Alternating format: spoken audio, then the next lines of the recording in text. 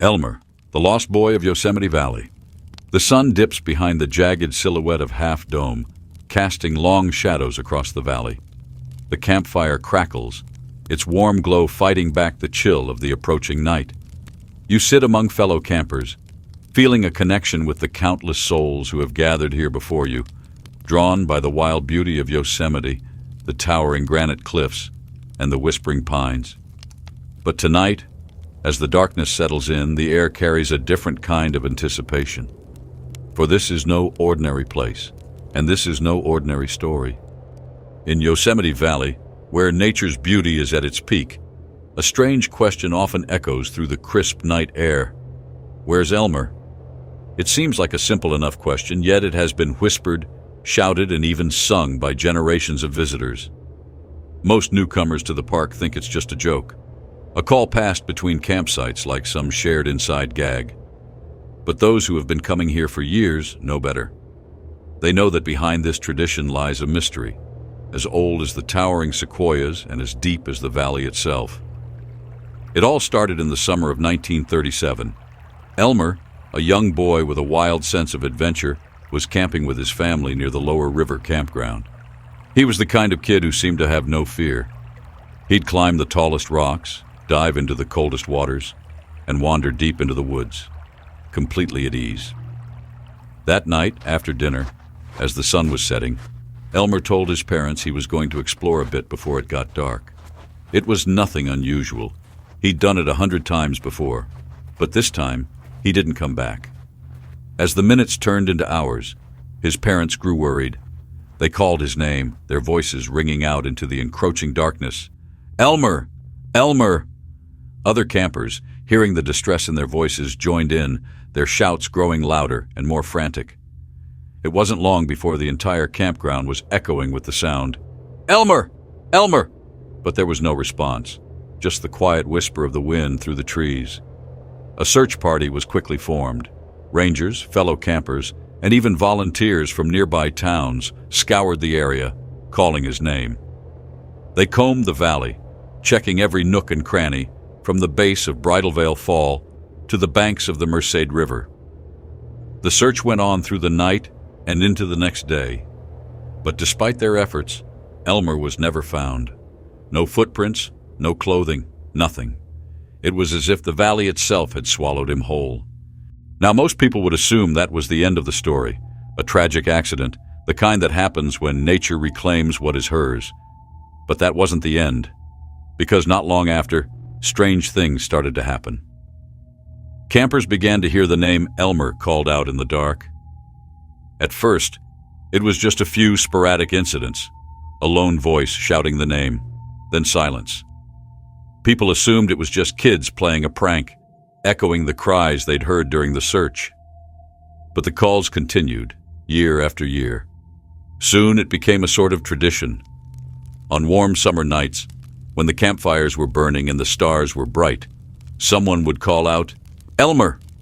And before long, others would join in, their voices bouncing off the granite walls of the valley, blending into a haunting chorus.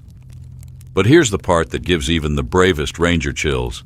Some campers swear that, every now and then, in the midst of all the shouting, they hear a faint, distant voice call back, a voice that sounds almost childlike.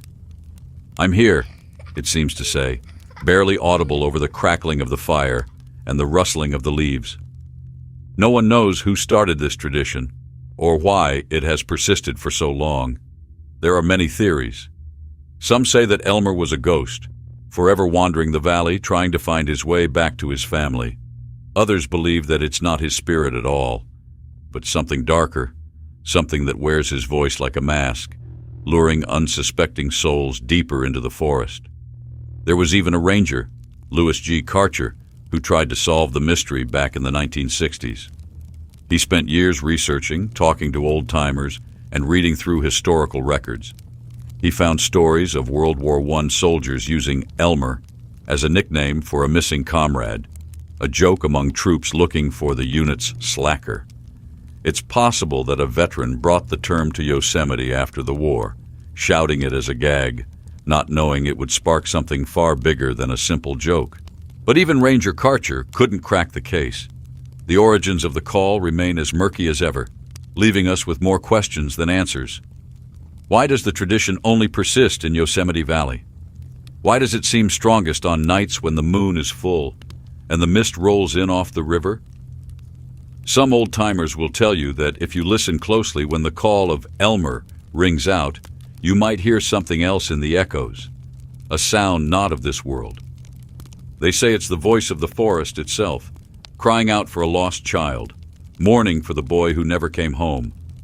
Others dismiss it as mere legend, a campfire story spun by generations of visitors seeking a thrill. But I'll tell you this. Last summer, I was out here, right in this very spot. The air was warm, the stars were bright, and the campground was alive with the sound of laughter and music. Around midnight, the calls started up. Elmer! Elmer! It echoed across the valley, blending into the night like it always does. But then, just as suddenly as it began, it stopped.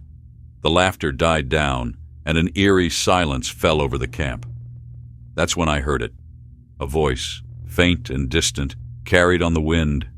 It wasn't a shout, but more of a whisper, almost like a child's. It said just two words. Help me. I looked around, but no one else seemed to hear it. The others continued their chatter, oblivious. I felt a shiver run down my spine, and I couldn't shake the feeling that someone, or something, was watching from the shadows beyond the firelight. So, the next time you're out here in Yosemite, sitting around your campfire, and you hear someone call out, Elmer, listen carefully, because you might just hear a voice call back, and if you do, you'll know that the legend of Elmer is far from over. But don't worry, it's probably just a prank. Probably. If you enjoyed this tale, be sure to subscribe so I can keep bringing you more stories. Thanks for your support, and I'll see you next time around the campfire.